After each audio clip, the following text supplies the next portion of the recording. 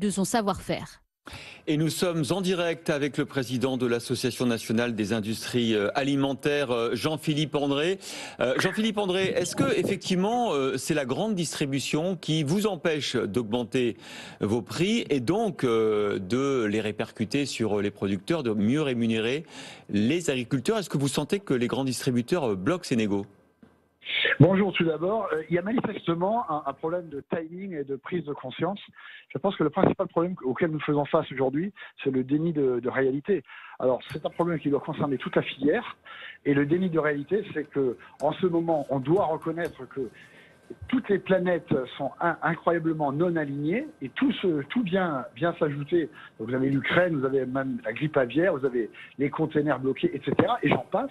Et on est en train de constater que on se réfugie des fois derrière des arguties juridiques pour simplement prendre du temps pour négocier, alors que l'enjeu vraiment, aujourd'hui, il faut quand même le dire, autant pendant toute la période de Covid, la chaîne alimentaire a tenu, mais avec la conjonction des prix et des tensions sur les approvisionnements, il faut quand même faire très attention au maintien de cette chaîne alimentaire en France. Mais alors, il faudrait augmenter les prix de combien? Donnez-nous quelques exemples de ce que vous pensez, vous. Vous voyez, la formulation de votre question est parfaite. C'est-à-dire que vous, mais nous, les consommateurs, les distributeurs, tout le monde a la réponse. C'est-à-dire qu'il y avait hier, par exemple, un comité de liaison présidé par le médiateur des relations commerciales. On présente des chiffres officiels de France Agrimaire. La FAO donne des chiffres. Et quand tous ces gens-là, et là, ce n'est pas les industriels, ce ne sont pas les agriculteurs qui disent que la viande sur un an a augmenté de 17%, les produits laitiers de 23%, les huiles de 48%, je vais arrêter la litanie, mais il faut y ajouter les métaux de base de plus de 20%, les cartons de plus de 30%.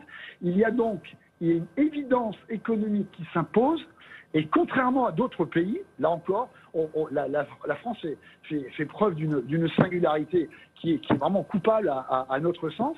Là où les autres pays ont acté avec lucidité et assumé les hausses, mais nous, on prend du temps, et le temps joue contre à la fois toute la filière agricole amont, joue contre les 15 000 sociétés et PME que nous représentons, et à la fin joue contre l'intérêt des consommateurs si à la fin il devait y avoir des ruptures d'alimentation.